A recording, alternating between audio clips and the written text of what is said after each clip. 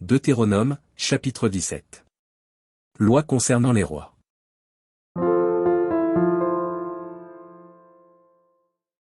Tu n'offriras en sacrifice à l'Éternel, ton Dieu, ni bœuf, ni agneau qui ait quelque défaut ou difformité, car ce serait en abomination à l'Éternel, ton Dieu.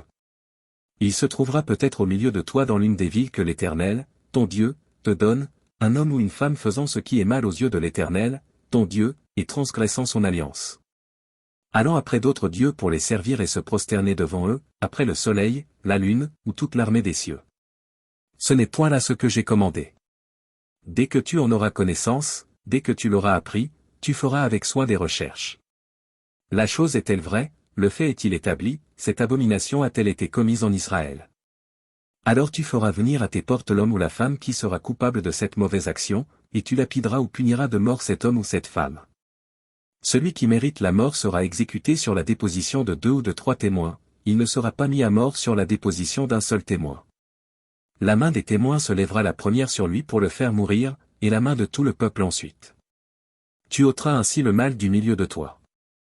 Si une cause relative à un meurtre, à un différend, à une blessure, te paraît trop difficile à juger et fournit matière à contestation dans tes portes, tu te lèveras et tu monteras au lieu que l'Éternel, ton Dieu, choisira. Tu iras vers les sacrificateurs, les Lévites, et vers celui qui remplira alors les fonctions de juge, tu les consulteras, et ils te feront connaître la sentence.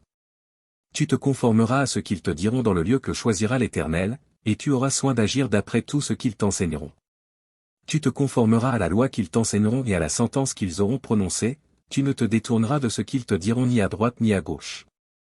L'homme qui, par orgueil, n'écoutera pas le sacrificateur placé là pour servir l'Éternel, ton Dieu, ou qui n'écoutera pas le juge, cet homme sera puni de mort. Tu ôteras ainsi le mal du milieu d'Israël.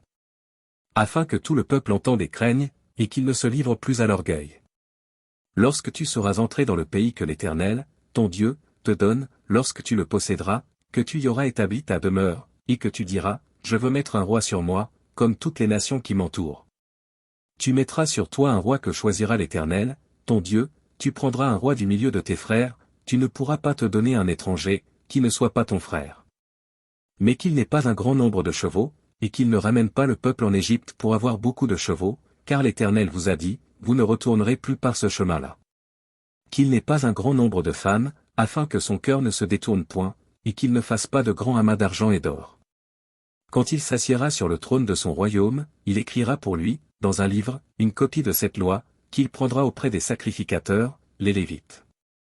Il devra l'avoir avec lui et y lire tous les jours de sa vie, afin qu'il apprenne à craindre l'Éternel, son Dieu, à observer et à mettre en pratique toutes les paroles de cette loi et toutes ses ordonnances.